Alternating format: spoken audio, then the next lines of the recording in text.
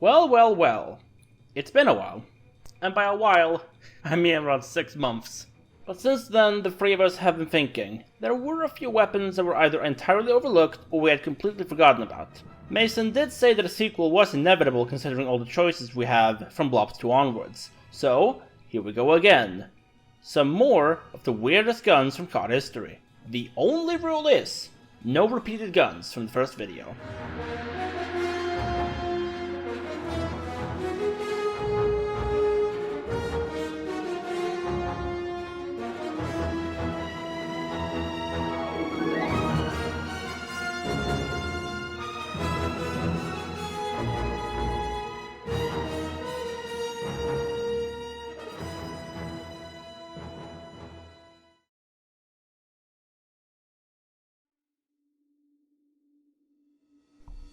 Our original choices for Call of Duty 4 were as follows: the P90, the Scorpion, and the M16. Since then, our scopes have aimed at more interesting loadout items, and here are our choices. MP44, STG44, whatever you want to call it. This rifle was the founding father of the modern assault rifle. Basically, the Wehrmacht went all, Hans! Upsize the MP40! And the rest was history. In COD 4, it was actually pretty competent with stopping power, but it had the same downside as the Desert Eagle. You couldn't apply any attachments to it. It makes sense, seeing as it's a World War II relic left in as a throwback from COD 2, and a console-only downside was that the iron sights are actually a little bit blurry, which can be remedied on PC with an FOV change. Other than that, it's good to use. Everyone loves the M40 in COD 4. It's one of the most user-friendly snipers in the franchise, and a genuine pleasure for every person who shoots it. The base sniper is a one-hit kill to the head and neck, and can be increased to the chest with stopping power. But you can do something extra. Add the ACOG scope to the M40, and not only do you get a faster aim down sight time, but the base damage is increased from 70 to 75. This is enough damage to make stopping power a guaranteed one-hit kill everywhere. No exceptions. Except Dreadnought users, because fuck them. The AK-47 is the most ubiquitous and iconic weapon in the real world. Of course it appears in this game. But there's something wrong with Call of Duty 4's AK-47. That comes from its attachments. With both the red dot sight and the silencer, your long-range damage numbers are actually decreased from 30 down to 20, making it one more shot to kill at the long range. It also has the highest idle sway for an assault rifle, sharing this with the M4 carbine. It's still a very competitive weapon though, and adapting to the idle sway will make you a melting machine. Our choices for World of War were the DP28, the PTRS, and the MP40. This time, we're going for something new and untouched. Okay, so, hear me out. We take the M1 Garand, we put an offset sniper scope on it, and call it a day. Sounds good, right? Well, whoever asked that question sure got their answer alright. You stick around for a while in multiplayer and you will unlock this scope, and you're now using what is basically a semi-automatic sniper in a game full of bolt actions that are all superior to the Garand. At least Infinite Warfare has something similar to that you can use, that being the DMR-1. The Americans said fuck it and ripped the gun directly off its socket. Boom! It's a machine gun. The Browning M1919 is a tank-mounted machine gun you can now run around with the battlefields in World at War. Besides the obvious, the Browning is one of the more slower handling machine guns. High damage, a slow fire rate and unpredictable recoil, it's pretty evident this was meant to be placed on vehicles, like it was in the campaign. The Japs basically copied the Brits' homework, while changing it a little bit, so it isn't too obvious they copied it. It's literally a Japanese bread, and made worse at that. Aiming down sights makes you feel like you're firing an anti-air gun. The fire rate is not too high, but decent enough to put up a fair fight with the SMGs and other fully automatic weapons.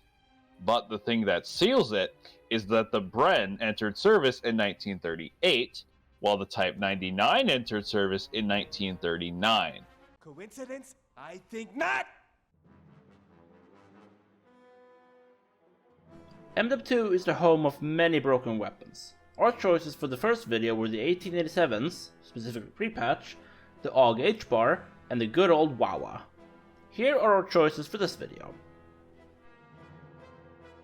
The F2000 is the fastest firing assault rifle in Modern Warfare 2, but it has higher recoil than most, quickly depletes its magazine, and its damage is actually outclassed by weapons such as the FAMAS, the ACR, and even some of the SMGs. It also has a unique red dot sight based on the real-life FN2000's railscope. Fun fact, this red dot is immune to the EMP kill streak, so it is a viable attachment choice. But you're better off using the F2000 like an SMG, with close range combat being suited to its high damage and fast fire rate. The riot shield was a weapon I completely overlooked. For the first time in COD, players can choose a supportive role for their team rather than be an offensive gunner going for the kill streaks. That's not to say you couldn't use the riot shield offensively. 2 bashes with this heavy duty plexiglass will take any enemy down. Players can even use commando to become a teleporting window. What am I looking at? What Frankenstein creation is this? The iron sights look the same as that game's FAMAS. The front grip looks like the MP7. The gun is shaped like an Uzi. It has no recoil like the ACR. The bolt is on the rear like the M27 from Black Ops 2, and it eventually became the MP9 that was in Modern Warfare 3. I have nothing else to say. It's a smorgasbord of guns with a 15-round magazine and a fast fire rate.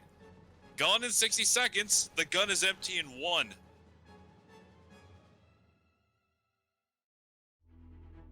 Black Ops 1 was more or less just MW2, but nerfed down into the ground, reworked and rebalanced. Our original choices were the HS-10s, the G11, and the PM63. Here are our choices for today's video. Here's a little fun fact for you. Did you know that the Commando in Black Ops 1 is actually the earliest real-life equivalent of the M4 carbine? The Colt Commando, also known as the XM177E, was developed into the XM4 and later become the first version of the M4. Another fun fact is that the Commando also appears in Black Ops Cold War, but is erroneously named as the XM4. The Specials category has 2 weapons, the crossbow and the ballistic knife. The whole concept of a spring-launched blade is ridiculous as it is, and that's what makes it weird. Being a knife, 1-hit kills are practically guaranteed unless random bullshit happens. It also has a parabolic arc, which will make longer range shots more difficult.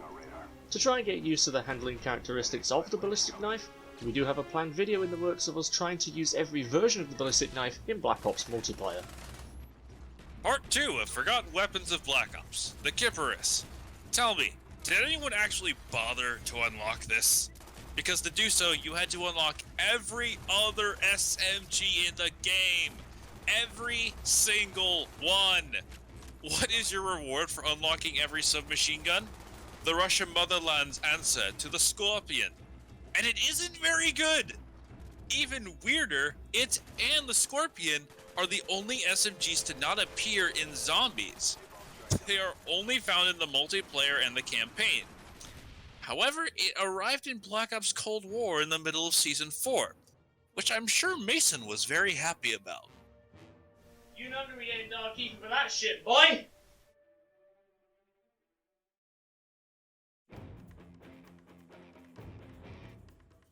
Modern Warfare 3.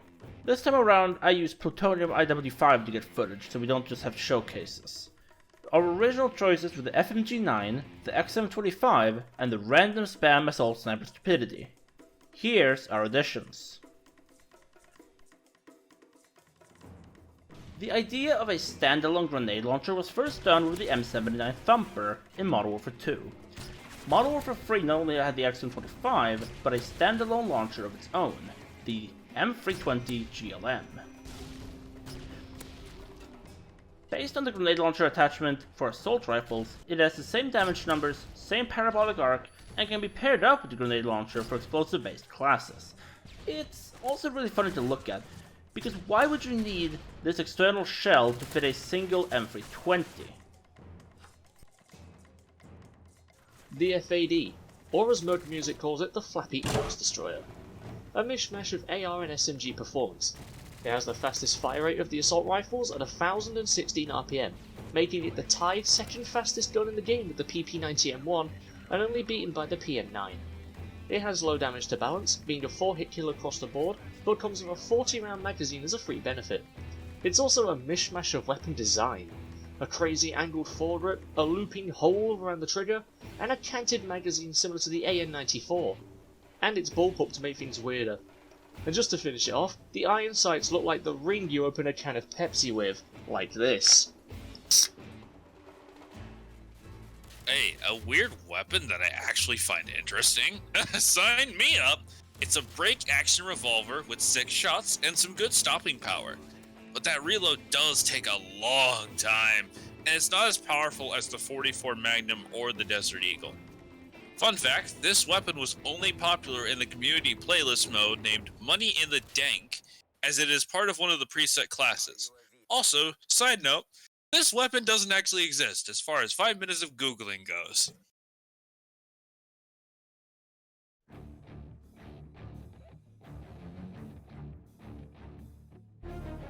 BO2, like in the previous video, is a goldmine of weird weapons.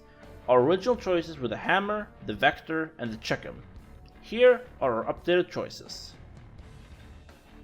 Surprisingly, a weapon that wasn't included in our original mentions, the Cap 40 has 2 special features.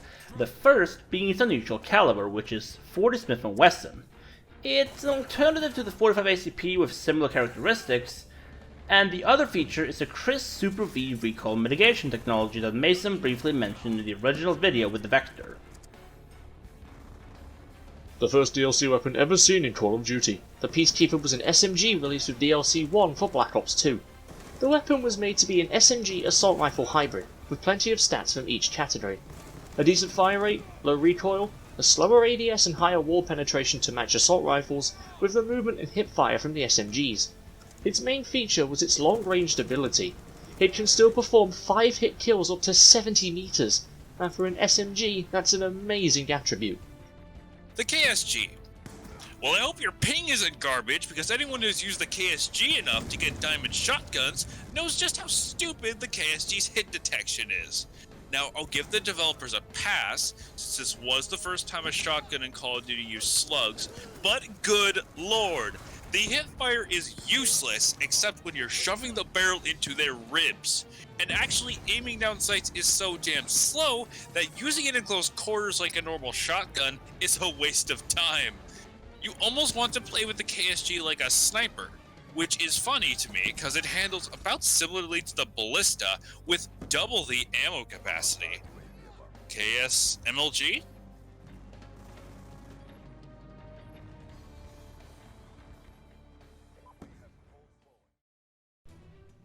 Ghosts, as much as it was a disaster, had some interesting guns. Our choices for last time were the CBJMS, the Chainsaw, and the Ripper. Here's what we chose for this video. A Russian revolver shotgun. Yep, they combined 3 things that shouldn't have gone together in the first place, and it somehow works. But there's only 5 rounds in the chamber, the same as the FP6, and the damage isn't the best, even with the slugs. Don't even get me fucking started on the base PDW. I'm honestly going to say it's one of the 5 worst weapons in the franchise's history, and yes, the KSP is nowhere near as bad. Remember how good the Raffica was in Modern Warfare 2? Or the B23R in Black Ops 2? Let's try something less than 1/10 of those. Horrendous damage, horrendous fire rate, randomly cluttered iron sights, abysmal magazine size. I could go on for a lot longer than this. I would rather unlock the gold PDW by going to Prestige 10, or go straight to Advanced Warfare's PDW. Fully automatic, bigger magazine, more consistent damage. Yeah, this weapon's so shit I think I've just contracted pink eye. Oh, good lord. Brandon Herrera is not happy. This is the Vepr, an AK parts kit that appears to have been bullpupped in Khyber Pass, Pakistan. But it's really damn powerful. It has a hilariously quick sprint out time of 0.12, even without ready up. Adding the perk takes it down to 0.072 seconds. The iron sights are incredibly clear, and it has a healthy magazine size, so your choice of attachments is up to you. But Mason says to use the suppressor, as it is, quote, the sexiest sounding gun in the game. What are you smoking, Mason? Advanced Warfare, the epitome of weird weapon campus. Last time we chose the EM1, the NA45, and the XMGs. Here's our new choices. Much like the Chaparral 2X in Gran Turismo, Mesa, what the fuck? The EPM3 is powered by heat energy. Pulling the trigger launches this little beam of heat energy with a cool looking visual glow on the barrel. The energy is stored in this little heat chamber on the side of the weapon and can be pulled out and inspected during a reload, or while cooling down from an overheat. It's a shame that while the weapon looks cool and all, it's actually pretty bad. At least it's portrayed as a beast in the campaign, I guess.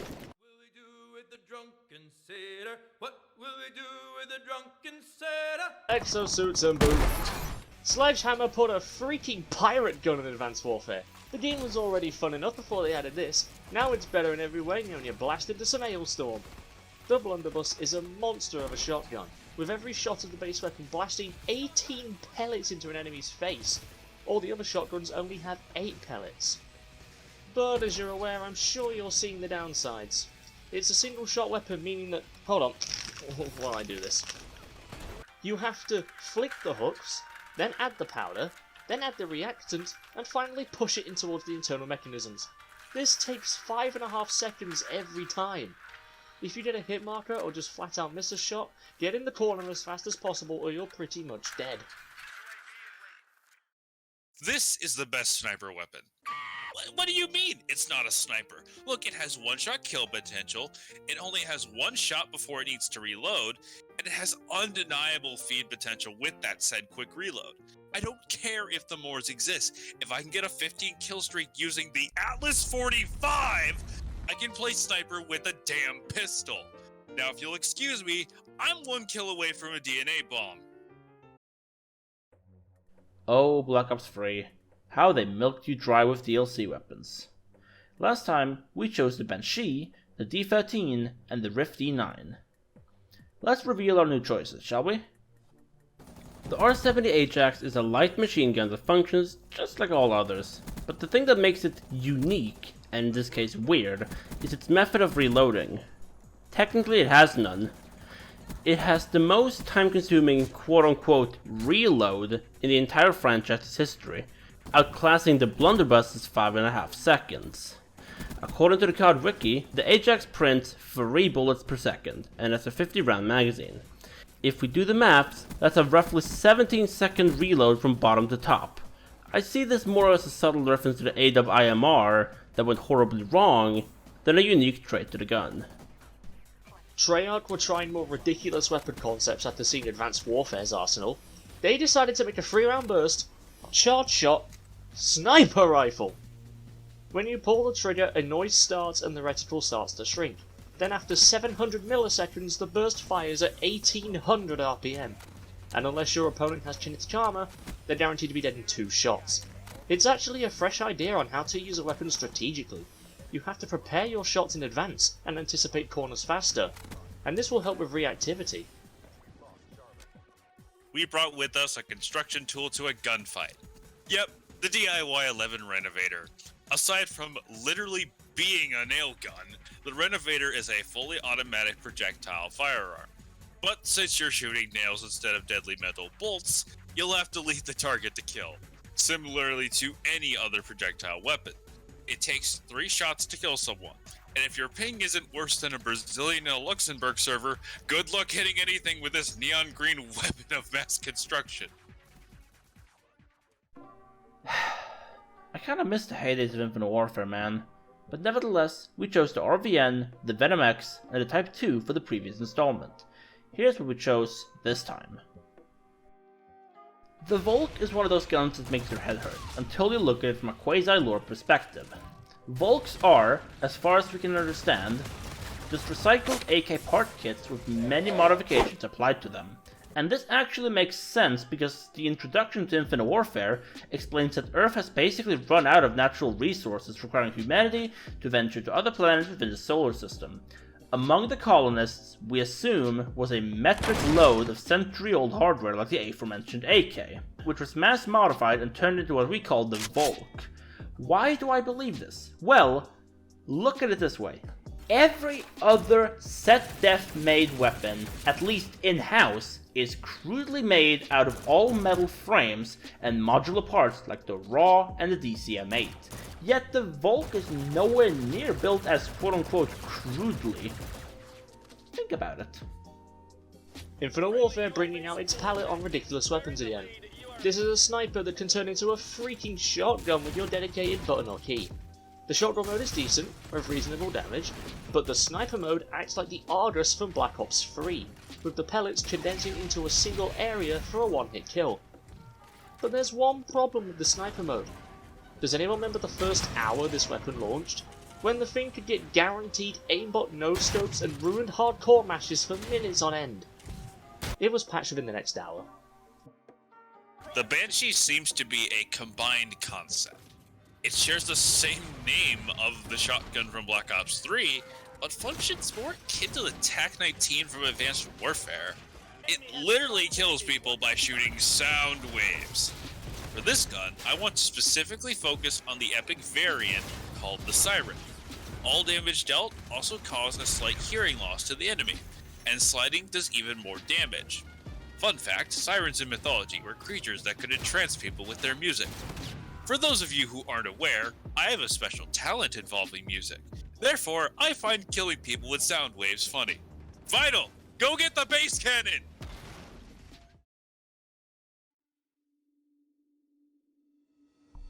MWR was a game we intentionally kept out of the original video, because it was basically just COD 4 with added DLC weapons. Then Mason came up with the brilliant idea of including them in this video. So, here are our choices. The XMLR is what seems to be a hybrid of the FAL and the ACR. It has similar performance to the AK-47 in most statistics: damage, fire rate, handling, and recoil.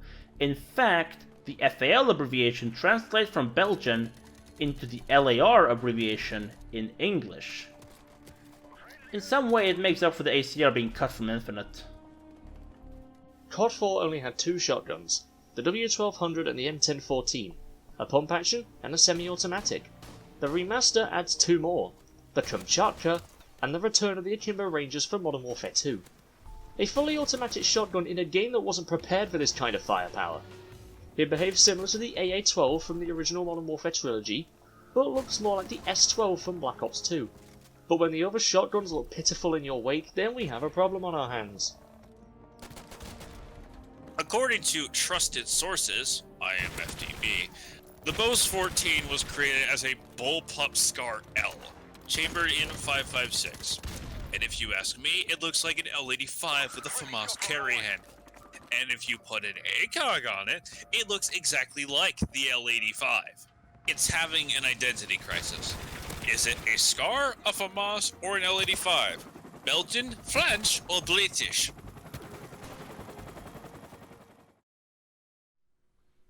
Do we have to talk about World War II again? Alright then. Our original choices for World War II were the Cavalry Shield, the SDK 9mm, and the Ryby Rolls. Here's 3 more unrealistic guns that make no sense. There is so much wrong with the EMP-44 that I don't even know where to start. For one, it feeds from the wrong magazine slot, so it couldn't fire in the first place, so in turn, extended magazine makes no sense. Another thing is that this gun never made it up the suggestion board. It was a prototype all-metal SMG produced by Irmawerk in 1943, but it was rejected by the Heereswaffenamt for unknown reasons, presumably due to quality assurance. So how can this exist in-game? I mean, my guess is as good as yours.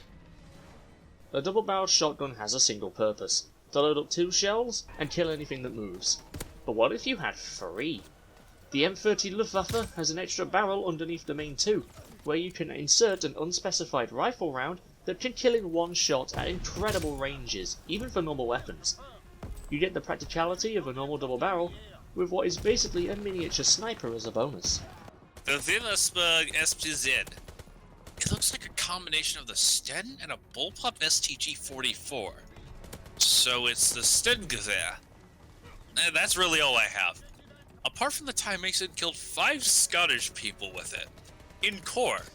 Without extended mags. What a play!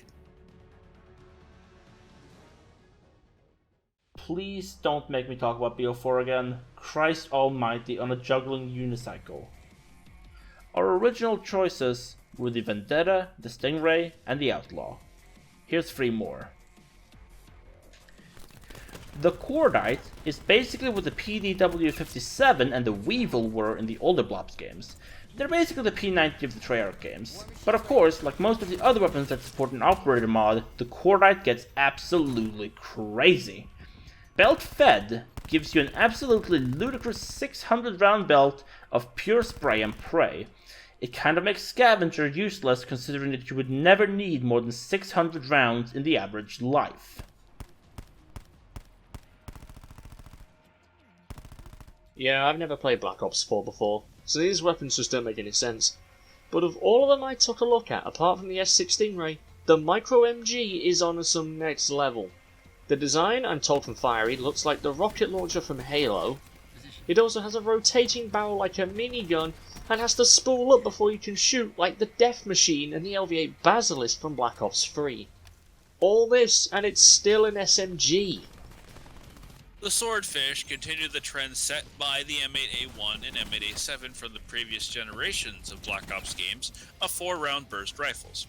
But for some reason, Treyarch decided that 4 wasn't enough and made an operator mod that gave it a 5-round burst.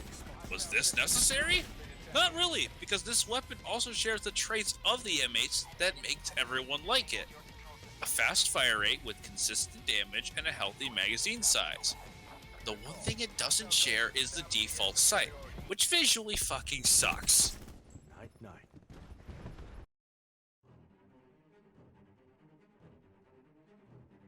Modern Warfare 2019, I've been dying to talk about this one. Last time we chose the ISO, the Rytec, which for some reason I worded with a K instead of a C, and the Striker 45. Here's our new picks. I am a sucker for anything that goes so having that in a pistol form factor is an immediate yes on my end. And considering that the Makarov is a pistol that came out in 1951 and should not be adaptable to these modifications, sure makes it weird to say the least, yet the 140mm Sorokin barrel turns it into the Steshkin APS full auto pistol. We do not question the gunsmith in Modern Warfare when you can create abominations like these. In the original video, Fiery chose the P90 as his weapon for the original Call of Duty 4. Modern Warfare 2019 brings us the PP19, aka the Bison. One of the only SMGs to ever eclipse the P90's already ridiculous magazine size, this helical tube magazine is 64 rounds by default, and can actually have an extended mags option up to 84 rounds. You're treading into LMG territory with this SMG.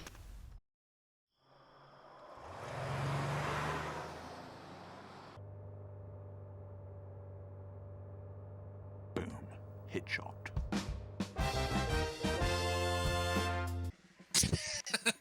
Jokes aside, the SPR, or Sloan Precision Rifle, is a bolt-action rifle that by default has no scope. This can be said for all other marksman rifles like the Kar98K, but the unique part about the SPR, aside from the ability to cosplay Australian mercenaries from the Badlands, is just how many different ways you can play with it. You have different ammo, different bolts, scopes, barrels. In other words, do you want to play with a stock, the Machina, the Heatmaker, or the Bizarre Bargain? And finally, the game I don't plan on touching, Black Ops Cold War. Our original choices were the AK-5C, the QBZ, and the Killing Shit Poorly 45. Here is our updated list. The ZRG 20mm. It's similar to the Atlas 20mm from Advanced Warfare, but take a closer look at the gun's description. It's a fucking cannon! It has by far the highest damage and highest bullet velocity of any sniper in the game, but comes with many downsides. The rechamber rate is so slow, the fire rate has been basically calculated as 27 RPM, its default magazine is only 3 rounds, it has the highest idle sway of all the snipers, and the model seems to be mirrored compared to the real life version as well, as you can see here that I compare in Hot Dogs VR. Just don't go using this thing in normal multiplayer. You're better off on Combined Arms, Fireteam, Zombies Outbreak, and on Warzone. It's actually a monster in Warzone.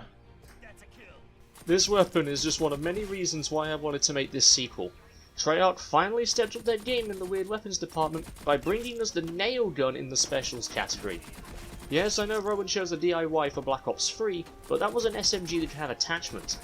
Plus, I get to use something that looks more like the Needler. Damage is consistent with little fall off over range, and the hit detection on the nails is actually really good for a Treyarch game. But they're slow in the air with a random spread, and you have a crippling magazine problem with no options to do anything whatsoever. It might sound stupid, but you also can't retrieve the nails you fired. I mean, you can with real nails.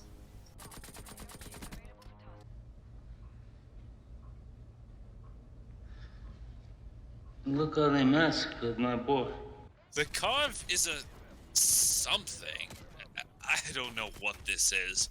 It's supposed to be some kind of G11. Like in the original Black Ops, it's a 3-round burst with a nice and quick fire rate. It has the damage to kill in 2 bursts most of the time, and 1 burst at point blank. It also has a decent plethora of attachments, including a 75-round magazine. Which still doesn't make any sense. It's a G11 for fuck's sake. Mason even got a quad feeded by the KSP and still got the best play. Proof of that SMG being so bad that no one wants to see it! Oh, don't you worry, I have plans for that thing. And that's it. This one was a complete procrastination hell to make. So I hope you enjoyed it. My name is Shadow. Have a good day, and I'll see you in the next one. Later.